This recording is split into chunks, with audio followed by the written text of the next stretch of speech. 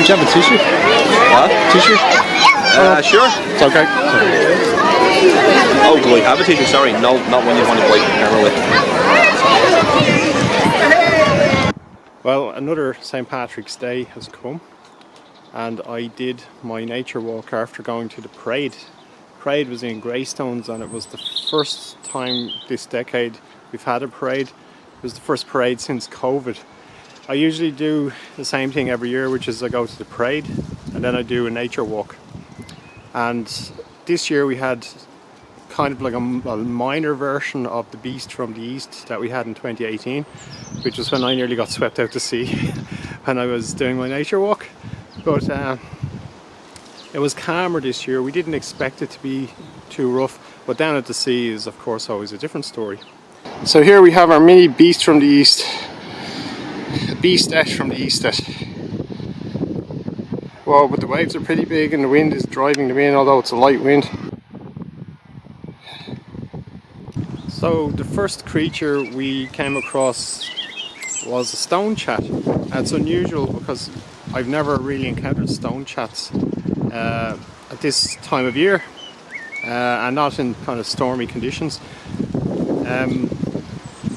Still quite windy, even though you can hear the blackbirds singing and there's a bit of rain falling on me.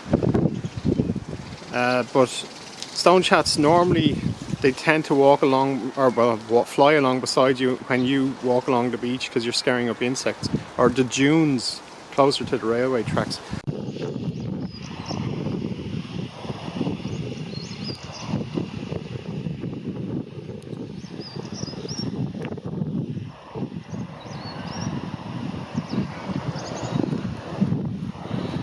It's a bleak day, but that's definitely a stonechat singing anyway. Stonechat singing its spring song.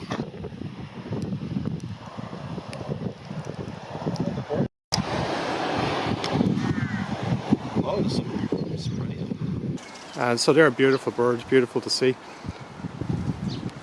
Now, you'll hear my really pathetic attempts to narrate in the wind. It was so stormy. But as I was going along, and I was going along with my friend, the two of us have cameras, and it's sort of a ritual. We do this now every year, just on St. Patrick's Day, kind of dust off the winter and get out into the landscape. So it's very much the start of the warm weather. But as we were going along, he spotted a huge flotilla of some kind of bird. He wasn't sure what it was. He thought it was ducks, and he called me over to it. And when we got closer, we saw it was actually an enormous flock of Brent geese. And the Brent geese are getting ready to fly. This is one of the best times of year to see them because they're going to migrate. They migrate up to Iceland. They can go as far as Greenland, I think, as well, but mostly Iceland. And these are the ones, I think they're called the pale-bellied Brent goose. And there's a dark-bellied Brent goose as well, but we don't tend to get it in Ireland. You can hear my feeble attempts to narrate. But what you'll also notice is the image looks a bit pale because it was so dark. I had to basically let more light into the camera, which kind of washed it out a little bit, but it was just so dark. And it's quite dark now, not as bad even, I don't think. But I only started filming the geese, and it may be that because we both had cameras and they're, you know, largish cameras, that the geese thought maybe they were guns or something. But we were quite a distance away, but as soon as they spotted us, they got up and flew over to the golf course, which is on the other side of the railway tracks.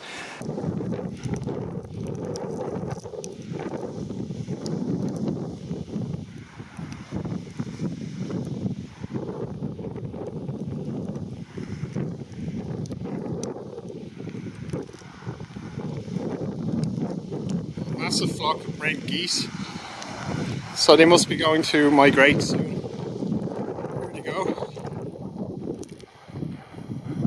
That looks amazing.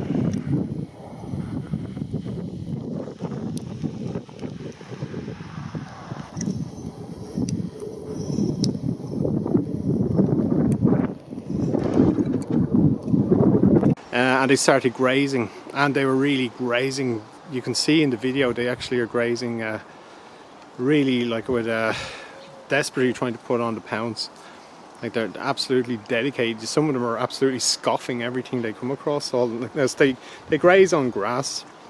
They actually have plates in their beaks, which are kind of like molars, and they're very like you'd see in the mouth of a sheep or a goat or anything like that. And also they swallow stones to help them grind up the grass, because they don't have loads of stomachs like a cow. And they do eat other things besides grass, but they do eat grass in a big way and other plants. So here's some lobster pots on the beach which have been washed up in a storm. I'd imagine so. Grass.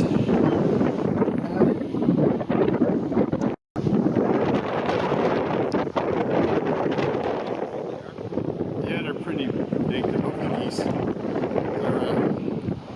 I think they fly from Greenland every year all the way back, and I'm leaning on a fence which is a bit spiky.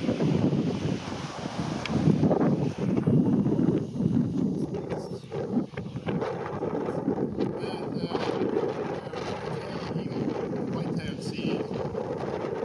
I see these as well. Look at them chomping into the grass. They're trying to get enough energy outside to throw back.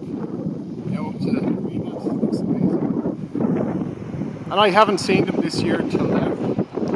Just haven't been here.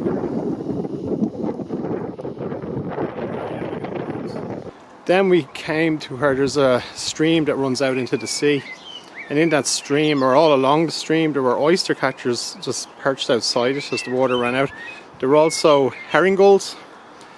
And most impressive of all, great black-backed gulls, which are the largest species of gull in the world that we know of.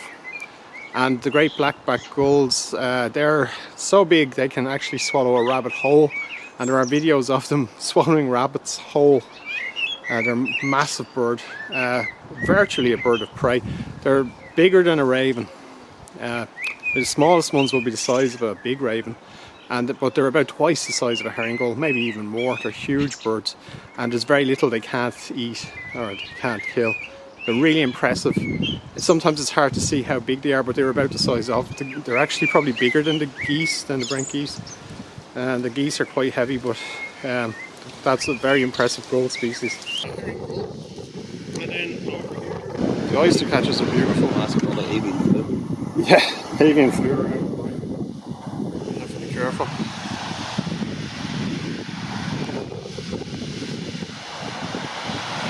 There we go.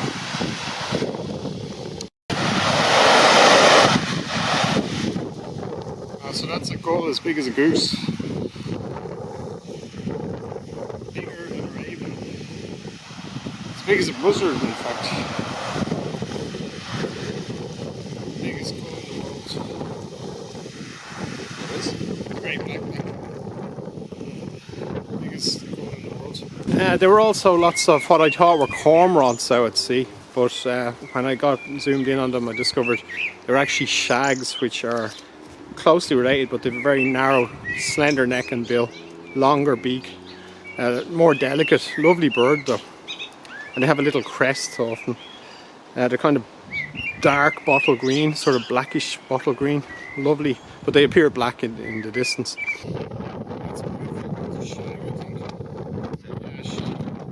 And just as we were leaving, and you'll notice in the video, just as we were coming to the end of the walk, lots of oilseed in the fields. So oilseed rape, there's a huge demand for it because of the war in Europe at the moment, that because it's in the breadbasket of Europe, there's a shortage of vegetable oil.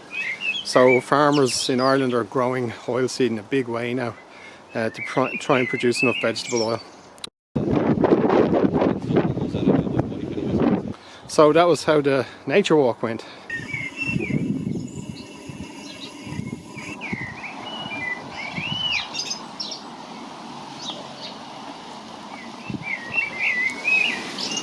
So you can hear blackbirds singing everywhere, although it is stormy.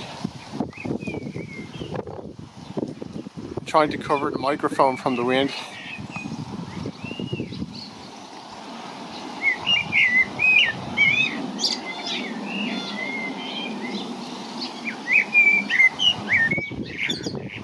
Blackbirds usually like to sing after rain.